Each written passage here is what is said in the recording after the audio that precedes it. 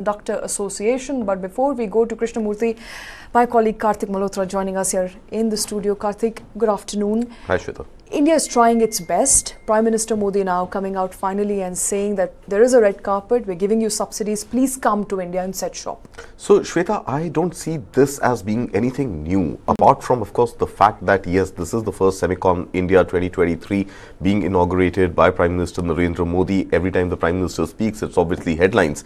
But in terms of pure news value, if you remember, December 2021 is when India had rolled out its ambitious plan for making India self-reliant when it comes to semiconductors. And there was an outlay of 76,000 crore rupees back in December 2021, $10 billion equivalent back then, which did not find too many takers. And over time, that policy, the scheme also got revised. Initially, it was a range-bound incentive of anything between 30% to 50% of the total cost to be taken by the government by way of the PLI, the performance-linked incentive scheme of the government, which got extended to semiconductors to a value of 76,000 crore rupees or $10 billion. Now, thereafter, it underwent a change subsequently in the month of March, where there was a straight cut 50% and no range of 30 to 50%, which means it became a 1:1 incentive. For every dollar spent by the private sector to develop integrated circuits, fabs and semiconductors in India, the same component, the same $1 would be paid for by the government of India. And this, of course, took a lot of, offtake in terms of multiple Indian as well as international companies wanting to assure their presence in the India semicon industry. This included the Foxconn Vedanta joint venture, which then fell through. But both of them independently looking for and hoping to find technology partners with whom they could independently set shop. When Prime Minister Modi was in the US earlier, he did in fact manage to get some sort of an inclination from companies like Micron and Allied Allied Materials, which have made commitments to invest in India. And for Micron, for example, as per estimates by the CEO Sanjay Malhotra, the investment could be as high as $2.75 billion. And this is Micron's investment plus the government's added 50% stake. Put together, we're talking about $2.75 billion. And that should make manufacturing fabs, assembling fabs in India that much more realistic, that much more sooner. The Micron plant is likely to set to be operational in about 2 years or so, and likely to generate about 5,000 jobs. Over time, take that number up to 15,000 jobs. Speaking specifically about, let's say, the Vedanta, investment in semiconductors, Anil Agarwal, the CEO of Vedanta, has come on record today on the sidelines of the Semicon 2023 and said that the Vedanta plant would be up and running, manufacturing in the next 2.5 years. So overall, the industry has been hot. Overall, we have seen that, dependence on international players to provide for our semiconductor needs, whether those go into automobiles, whether they go into electronics, whether they go into any other, allied field. We want to reduce our dependence and become that much more independent. Absolutely. And we want to become independent. How far are we from achieving that? Let's understand from K. Krishna Moorthy, who is currently, I'm given to understand, at Semicon. Mr. Moorthy, good afternoon. Thanks for speaking to News9. I want to begin by understanding what exactly is happening at Semicon. If you could quickly run us through how the day has been for you.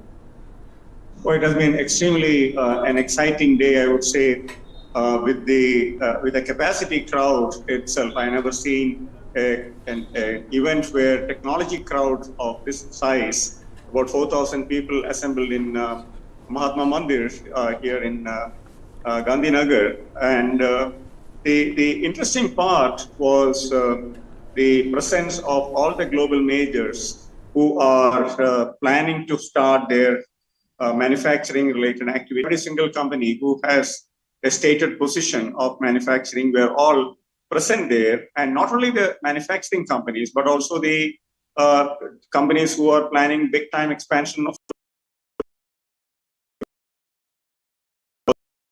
an absolute stunner, so to say. So overall, a highly exciting and energizing day for any electronics and semiconductor. we are given to understand that artificial intelligence is something that AMD is betting on, and in fact, not just AMD, the rest of the world is betting on, and the equipment that that drives this artificial intelligence, the servers, they are largely dependent, of course, on semiconductors, just like any other CPU or GPU. So, in terms of not just AMD, overall, what is the kind of mood that you have picked up in terms of real investments coming into the sector? Not lip service, not perhaps just MOUs being signed, but real investment coming into Gandhinagar and into India's semiconductor industry. Do you see some tangible movement? See, the artificial intelligence segment in any application is going to drive a lot of innovation when it comes to semiconductors. The conventional processors which have been used for compute purpose, they are not the ones which are going to drive the artificial intelligence related application. It can be automotive, it can be consumer electronics, industry 4.0. The AI processors are going to be highly customized, special breed of processors. And this is where many of the processor companies like AMD, like Qualcomm, they are all going to bet big time on. And that's definitely going to a big game changer, because the more or the better your artificial intelligence capabilities are on your processing chip, the better is going to be your adaptability to the changing circumstances. Right. So that's going to be a game changer for sure. Sure. Sir, for the sake of our audience, if you could just help us simplify this whole, understanding of semiconductors. What we understand as lay people is that, of course, artificial intelligence, which run on servers, which have to process large amounts of data, is one obvious beneficiary. Automobiles have faced semiconductor shortage that saw waiting period go up, prices go up. That is a second logical beneficiary. Electronics, cell phone manufacturing, these are smartphones. These are obvious use cases of semiconductors. Is this all, or are we missing something here? No. See, if you really look at the entire food chain of semiconductor, there are 5 major components. Number one is a design, where India is very strong. And 22% of the global semiconductor workforce comes out of India today. 22%. And the second one is, sorry?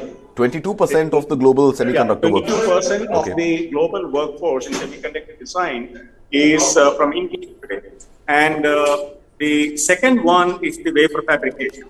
And wafer fabrication is what we talk about in manufacturing as the fab. And the third one is when from the wafer we create assembled packaged devices, so assembly and packaging, what we call ATMP or OSAT. Then it goes to the warehouse, and then it gets distributed globally to the phone manufacturers and laptop manufacturers and TV manufacturers, etc. So from a layman's standpoint of it, there are 4 different segments that need to be covered for a chip to come out and in volumes. Right. So out of this, India has definitely become a world leader when it comes to design. Now, Micron has announced their memory assembly and test packaging plant in Gandhinagar in Gujarat. Right. And definitely the next one that will happen along with this is the supply chain management and warehousing, etc., which is not very simple. It's a very highly automated, complex warehouse management and supply chain systems. Then comes the wafer manufacturing, and wafer manufacturing requires a significant amount of ecosystem to be put in place. When I say significant, for a silicon wafer to be manufactured, you require something like 150 different chemicals, metals, minerals, gases, and water and electricity. So this is now beginning to come together, and the first location where we all expect that this will come together in a big volume kind of manufacturing is in Dholera in Gujarat. So that's why this particular conference is also very significant from that point of view, where Gujarat government, the chief minister himself said that we are doing everything that is required to make this silicon manufacturing, what we call city of Dholera come up pretty soon. Okay. So that's the second significance of this conference. Right. In terms of, so I understand, sir, you were there when Prime Minister Modi was speaking and other dignitaries shared their views and their vision on stage. In terms of policy, was there anything new, anything different, anything significant that came out? Because we understand that December 2021 is when the 76,000 crore rupee or the $10 billion allocation to semiconductors was announced as part of PLI. And thereafter, it eventually graduated to becoming a contribution between government of India and the private industry. So has anything changed, anything evolved, anything moved from all the policymakers who spoke at Semicon today?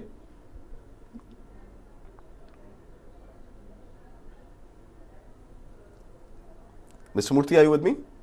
Mr. Moorthy, can you hear us?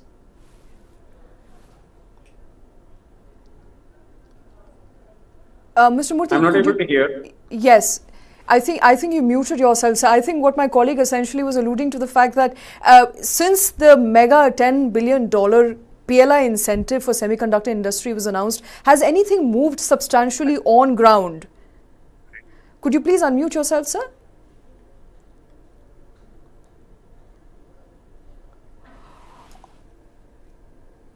I think there seems All to be right, some so there seems to be issue some sort of technical snag with Mr. Moorthy. We'll try and get him back. And that is my concern. Also, I think something that I think we were discussing prior to this bulletin, and that is, it appears that despite all the lip service, which is all there is so far, nothing seems to have really moved. The JV between Vedanta and Foxconn fell through. Foxconn says we have at least 3 technology partners. Vedanta today said we have an MOU signed with a significant technology partner, but nothing really on ground so far, no movement at all. I agree, Shweta, but I also believe at the same time, and as I understand, these are large investments we're talking about. So for any private player, domestic or international, to put in $1 billion worth of investment requires research, requires time, requires understanding of the lay of the land, to understand the policy, to understand the infrastructure requirements and the availability of labor, of land, of water, of gases, of other materials that go into setting up of this manufacturing process, both for wafers as well as fabs. I think it requires a little bit of time to understand and then ensure that yes, you would want to park your investments in a geography like India. Parallelly, what is also happening, Shweta, and I think that's important to understand, is that the world does not want to invest in China anymore. And we've seen big brands from across different sectors of business, from, let's say, Tesla's Elon Musk wanting to set up the second Asian plant in India, to the likes of Apple moving manufacturing from China to India. So in this whole China plus one context globally right now, India becomes a fairly obvious second choice. But I think what Prime Minister Modi said at the Semicon India 2023 was, and that was an emphatic statement, that I think the world is moving from saying why India to why not India. So I think this whole change in stance becomes very, very critical when we talk about manufacturing in India. That the game has to move from questioning India and saying why India to India being an obvious choice and hey, why not India? So that is something that we are hopeful will begin to happen as as more and more serious players show interest, and beyond interest, once we see the first few tranches of investment coming in, then hopefully it'll lead way for others to follow. All right. So if you look at Vedanta, Anil Agarwal saying that we are looking for a technology partner, Foxconn saying we are looking for a technology partner, Vedanta saying that we will be up and running in 2.5 years, Micron saying its overall plant is likely to be $2.75 billion. With all of this coming together, I think we should eventually, by end of this year or so, reach that inflection point that some of the, or the tipping point rather, that some of these MOUs or some of these vision statements actually translate to real investments. Right. And that is going to be the game changer, especially in the context of what is happening geopolitically in the region right now, with China being the enemy number one of the world, with Taiwan and China in a state of conflict, China not wanting to part with its rare earth, minerals, metals to the rest of the world to manufacture semiconductors, US not wanting its technology to go into China. I think India fits in well as the next best friend of the US right now, or perhaps among the most favored friends right now. So I think it's time now to milk that opportunity. Okay, time to milk that opportunity, and the big conference that is happening for all semiconductor players, stakeholders who've gathered, each one of them, including Prime Minister, who addressed the inaugural session of the Semicon India 2023 conference. Let's quickly listen into what Prime Minister said before we move on. Bharat अपनी global responsibility को भली भांति समझता है। इसलिए साथी देशों के साथ मिलकर हम एक व्यापक रोडमैप पर काम कर रहे हैं। इसलिए हम भारत में एक वाइब्रेंट सेमीकंडक्टर इकोसिस्टम निर्माण के पीछे पूरी ताकत लगा रहे हैं। हाल ही में हमने नेशनल क्वांटम मिशन को अप्रूव किया है। नेशनल रिसर्च फाउंडेशन बिल भी संसद में पेश होने जा रहा है। सेमीकंडक्टर इकोसिस्टम बनाने के लिए अब हम अपने इंजीनियरिंग करिकुलम में भी बदलाव कर रहे हैं। भारत में 300 से ज्यादा ऐसे बड़े कॉलेजों की पहचान की गई है जहां सेमीकंडक्टर पर कोर्स उपलब्ध होंगे। हमारा चिप्स टू स्टार्टअप प्रोग्राम इंजीनियरों की मदद करेगा। अनुमान यह है कि अगले 5 वर्षों में हमारे यहां 1 लाख से ज्यादा डिजाइन इंजीनियर तैयार होने वाले हैं। भारत का लगातार बढ़ता स्टार्टअप इकोसिस्टम भी सेमीकंडक्टर सेक्टर को मजबूती देने वाला है। हम जो इंसेंटिव दे रहे थे उसे बढ़ाया गया है। अब टेक्नोलॉजी फर्म्स को भारत में सेमीकंडक्टर मैन्युफैक्चरिंग फैसिलिटी स्थापित करने के लिए 50% की फाइनेंशियल असिस्टेंस दी जाएगी। All right, that's Prime Minister Modi there speaking at Semicon conference in in Gandhinagar, in Gujarat, the place where we could perhaps see India's first semiconductor fab being set up in years to come. We will keep bringing you those updates. But moving on for now, service charge, should you pay it or not? Is it mandatory or not? Those are the questions that are matter of grey area for every person who goes out there to eat.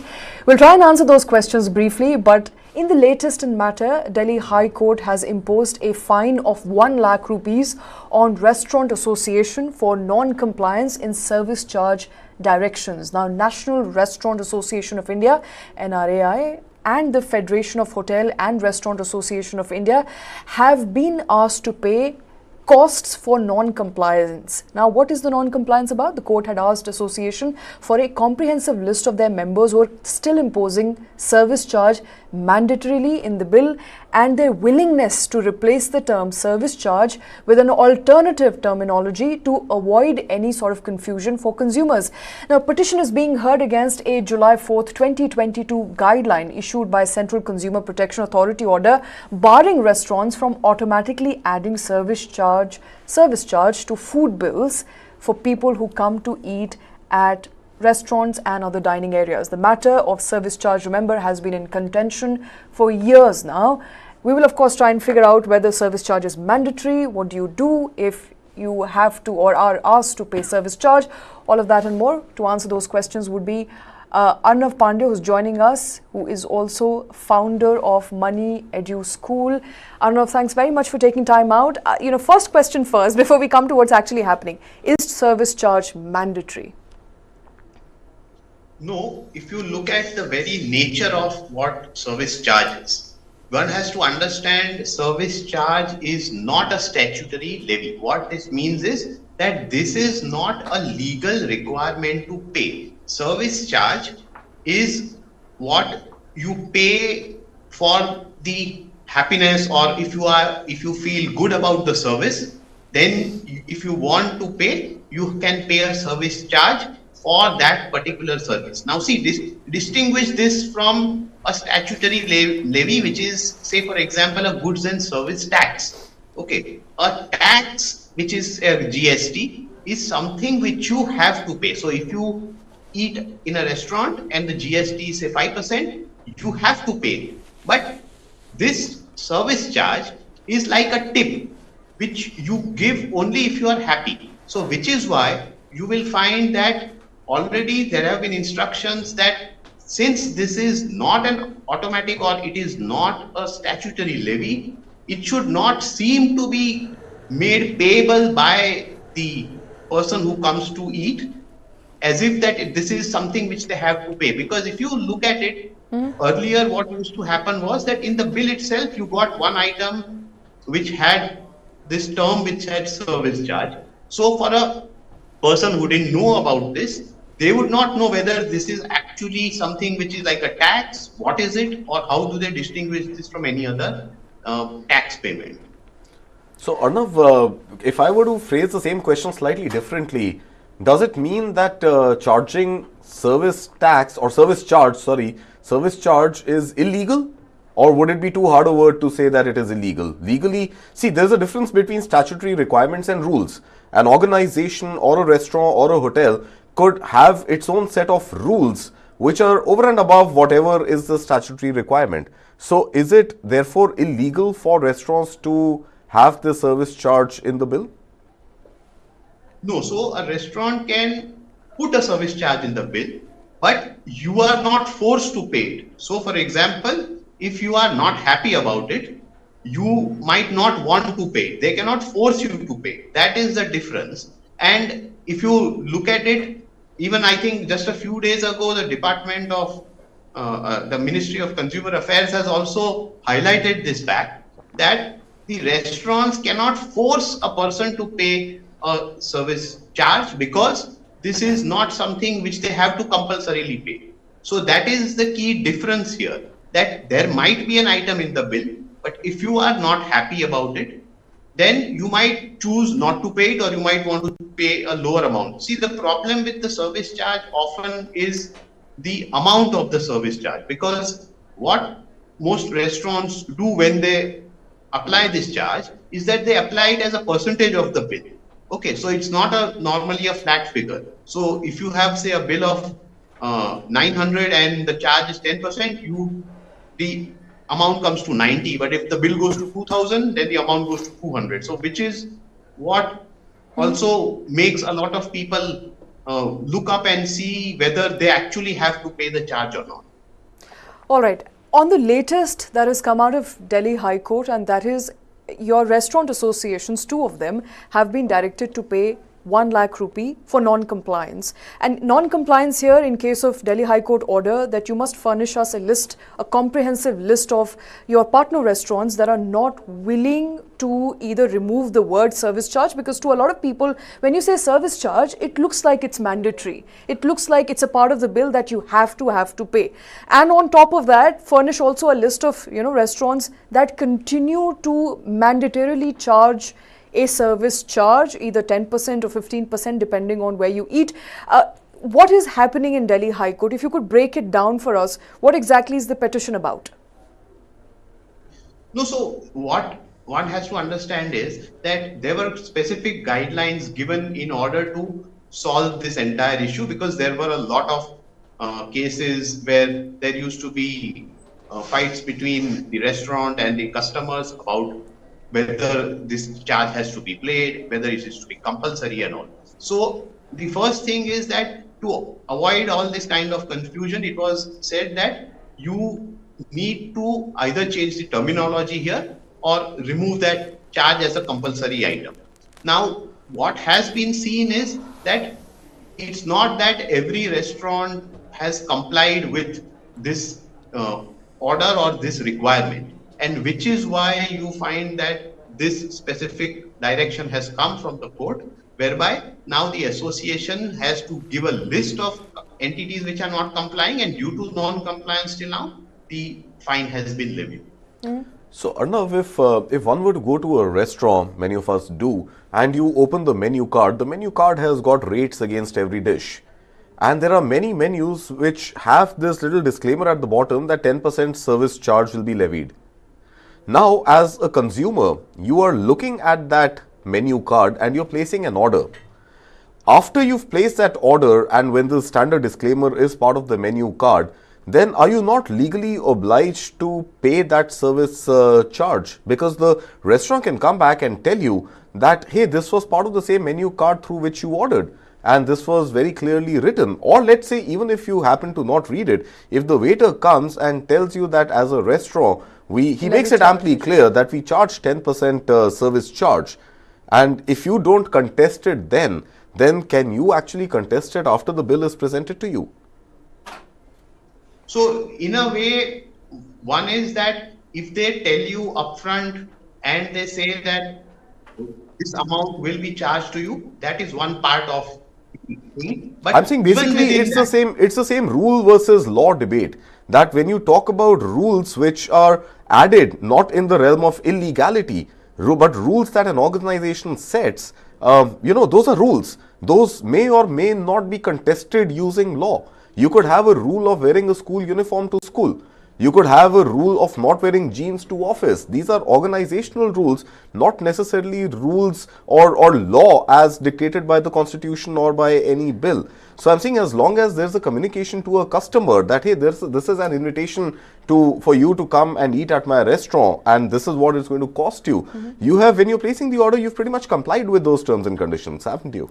And just to add to that, it's you who's choosing to enter that establishment. The establishment is not forcing you to enter. So this is what restaurants continue to say, that we have put it out there on the menu card. We've displayed it even outside of the restaurant, but you chose to enter, therefore comply with what we ask you to do or how much we ask you to pay. No, so in a way, when you have been told upfront, when you agree to that and then you take service, then if the charge is levied, ideally you should be ready to pay. But still, the charge, even though they say it's a specific 10%, if you find that there is sufficiency of service, then you can say that, see, it's okay, the charge is there, but maybe I don't want to pay it because the service was bad. So the point here is that you cannot be forced to pay it, even though if that is there, because if you have a valid reason for not doing so, then you can say that I don't want to pay. So even though, you cannot use that argument that I didn't know about it, because if it is made very clear upfront that this is what will be charged for the service, or you've been told about it, or it's there on the menu, then you cannot use that argument that I didn't know about it. But Right. if there is a deficiency in service, then you can choose to say that I don't want to pay this, or maybe I want to pay less. Efficiency in service is again a very vague term. Who's the arbiter of that? I didn't like the taste of the food. I didn't like the salt that you put in the food. I didn't like the fact that it was too cold or too hot. My problem with all of this is, and I think it's a problem of every person who goes out there to eat, is that who defines deficiency in service? Who defines whether a service is a good service or a bad service? Usually customer is the king, but then off late there have been videos circulating, Kartik, of brawls, fights between hotel and restaurant management and people for refusing to pay up service charge. So from what I'm hearing, Arnav, I'm still not clear. If I agree, or if it's written on the menu, if it's written out there very prominently that this restaurant will ask you to pay service charge, and I don't like the service they offer, or even if I like the service they offer but I don't want to pay service charge, what happens thereafter? So ideally, if it is written, you have agreed to that, then you have to pay it. But again, this is not a very clear-cut thing, in the sense that the guidelines say very clearly you cannot force someone to pay this. Okay. So, in that sense, if a person says that, see, point A here is that you have to differentiate something. Like, it's not like that you consume the food and then you didn't like it, so you say, I will not pay for the food. You are paying for the food. This is an extra charge for the service which you get there. And by its very nature, it is like a gratuity. Gratuity meaning that you are happy about it, so you are paying it. Now, the question could be as to what is the amount which has to be paid. But since if you are not happy about it, then obviously you have the right to not pay. And even the ministry has made it very clear that it has told the Association of Hotel Owners that at least the restaurant should not force a person to pay this. if So they don't as a want. consumer, do you have the right to say no to service charge, irrespective of how you define deficiency and liking or disliking something? As a customer, do I have the right to refuse service charge? Number one, or as a rule, is the restaurant legally, compliant by forcing me to pay it? What is the final legal stand on it, Arnav? So you are not forced to pay the service charge. Now, then the restaurant might say that if you don't pay it, then we might not serve you. And then that would give rise to another conflict. But ideally, they cannot force you to pay the Right. charge. I mean, that much is clear. But the problem usually happens because, see, I mean, these small things, when you try and actually implement it, it's not very clear in terms of implementation, and it's not like that you can cite some saying that, say, the ministry has said this, so I will not pay it, which is where all the fight starts. So Arnav, why not just make it illegal? Why shouldn't we just make it illegal for restaurants or service providers to charge a service charge? Should it just be made illegal? Then no rule can come in the way, right? No, so I mean, see, making it illegal would mean that, say, all the people who are working there would not be able to get the benefit of any such gratuity which the customer might want to But pay. that's fine. The restaurant in its power can increase the prices of every dish on the menu and make that gratuity indirectly to its employees. I mean, they can obviously do it. I mean, Right. if many of them are already doing it, there's no way of knowing that this is there. Okay. Because, I mean, it's not like that you are going to say the paneer butter masala here is X amount, it's in another restaurant, it's there, so I am not going here because Right. I think they will load a charge on it. Okay. So, I mean, restaurants have their ways of going about Right. the entire system. All right, But- Arnav. As much as I think I would like to get more clarity, we're running out of time. Thanks very much for joining us with your inputs on that very important story. We're still not sure whether to pay or not pay, but remember, restaurants cannot force you. I think that's the last word. But shifting focus now, the last date for filing individual income tax is July 31st, just around the corner as the last date approach. Now, individuals are, of course, looking for extension. We don't know whether that's going to happen or not, but we will try and answer as many questions as we can with respect to ITR, whether you should file, not file. Joining us is Girish Vanvari, who's the founder of Transaction Square and former national leader tax KPMG.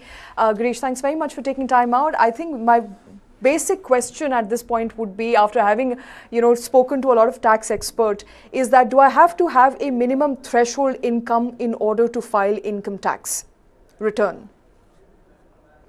Clearly, you have to file a return if you exceed your threshold income. But besides that, there are other criteria too. Like, do you have international assets, international bank account, electricity bill over 1 lakh, or foreign travel over 2 lakhs, and then deposit in a bank account, current account more than 1 crore. So really, you really need to see all the parameters, because in some cases, even if you do not have income, but if you have these criteria as being met, you're obligated to file a tax return. So I would urge each one of you, not only for yourself, but for your parents, for your other family members, to go back and see in which cases the thresholds are getting exceeded. Like, I had a case come to me, like the father owned the house, the electricity bill was more than 1 lakh, though he was not earning today. He just had small FD interest, but still the obligation to file the return comes through. What happens, Girish, if we happen to miss the 31st July deadline? What is the recourse that citizens should take then to file their taxes anyway, instead of waiting for maybe some sort of a punitive action to be taken against them? I think if you missed your deadline, still do a belated return.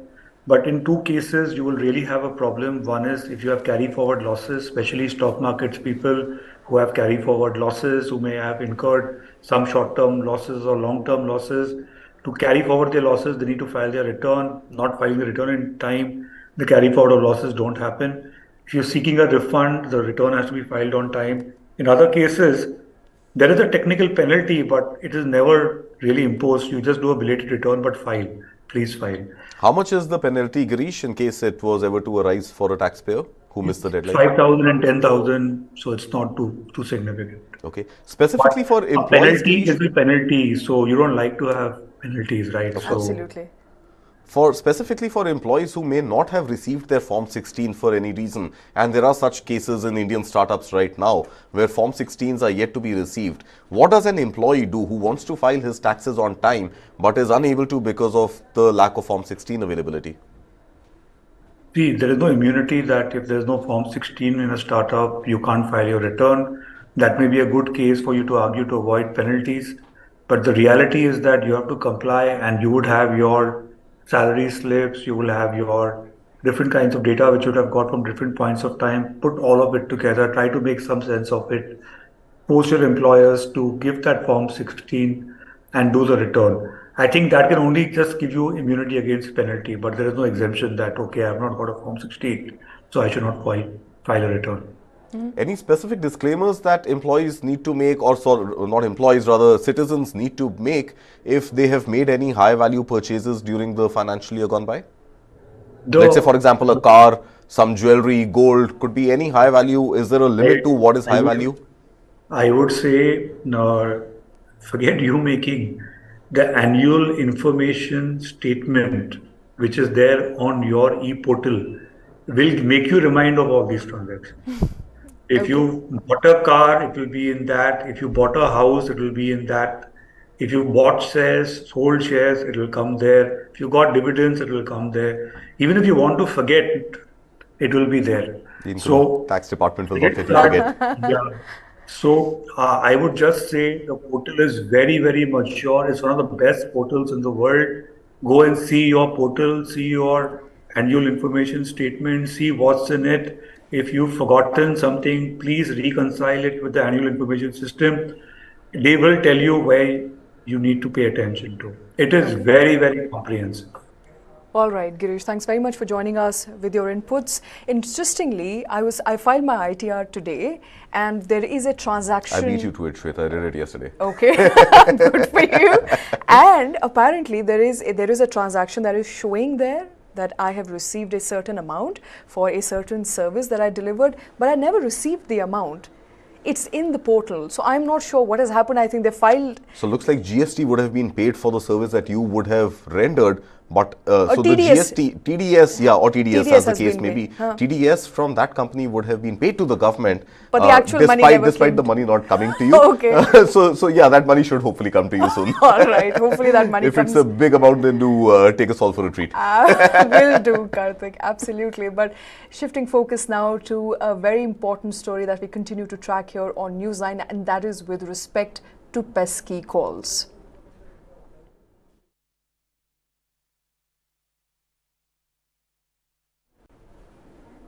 Now, if you're tired of spam calls, you're not alone. We are tired as well. Last year alone, telecom operators received 9 lakh complaints compared to 3 lakh received in 2020. So 3 in 2020, 9 in 2022. We don't have data for 2023 just as yet. Remember, this data was shared by the government in Lok Sabha. So this is government data, and this is the data of complaints that have been received and not actual pesky calls or spam calls that have been made. What should the government do? What should the authorities do? And what can you do to protect yourself?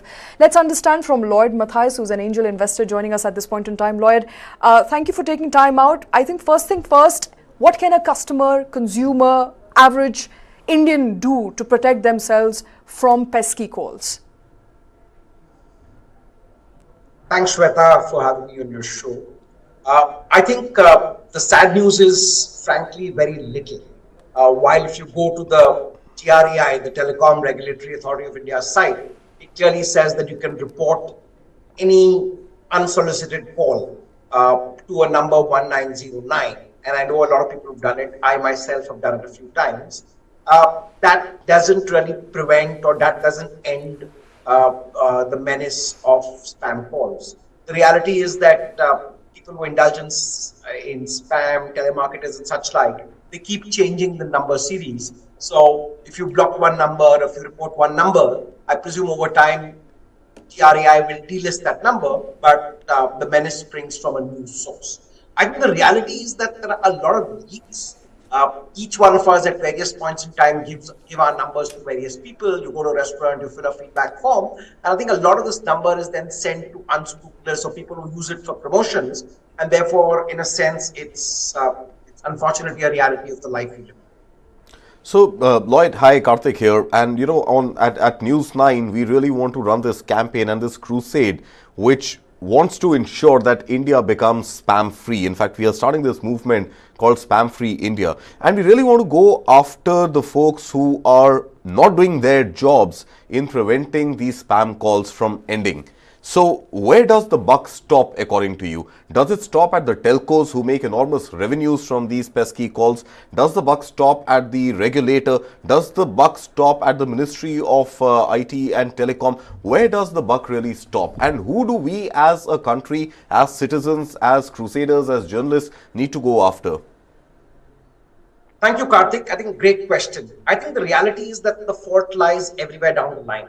While the regulator, in effect, has put in mechanisms in place, I think the ability to enforce these mechanisms brutally doesn't exist, or maybe the will doesn't exist. Two, I think telcos are, in a sense, complicit, not entirely, because they sell numbers in bulk to a lot of telemarketers and a lot of promotional agencies, and they don't do adequate due diligence. And thirdly, like I said, as normal citizens and consumers, we give our numbers out too easily to too many people. Right? So our numbers find their ways into various databases and data lists.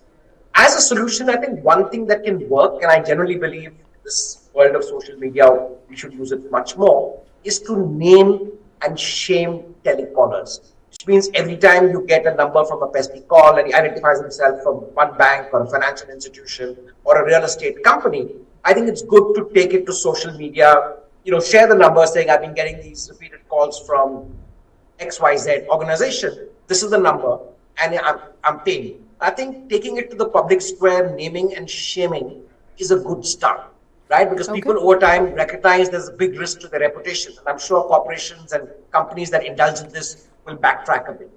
Always good to have a marketer and always good to have a sane voice on the show. Lloyd, I think let's start that. We'll take your input. We will start naming and shaming. I think at News 9, we will start tweeting screenshots of spam calls that we receive. Numbers. Because we are sick of them. And you joining us on the show today also suggests that you are equally sick of them, Lloyd. So join us in this movement. And every time we do a series, every time we try to take on a telco or the TRAI or organizations, corporations, companies which are encouraging these pesky calls, we'd love to have you back on the show, Lloyd.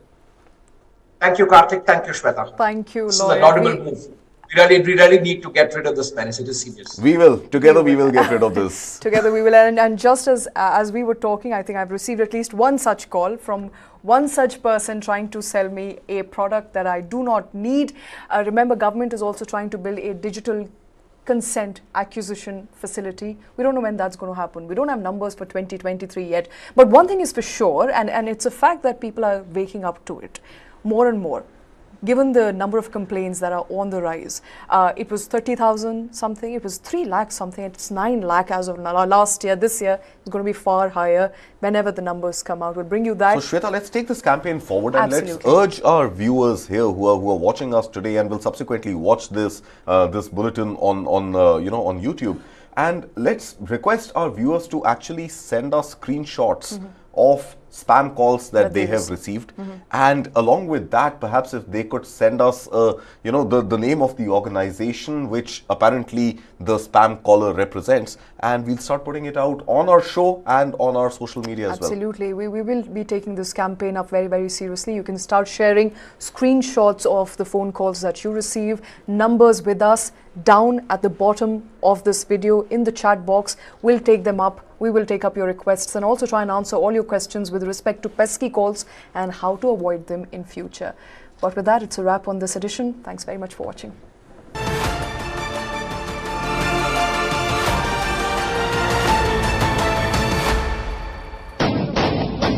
Pakistan is actually genociding Baloch people. So being Baloch is a crime. If you are a Baloch, it means in the eyes of Pakistan, you don't have any right to live. The Chinese and Pakistanis are colonizing the Baloch and exploiting their resources. The Baloch armed struggle will continue unless China withdraws, the Pakistan military withdraws from Balochistan, and give Baloch complete authority to decide for themselves.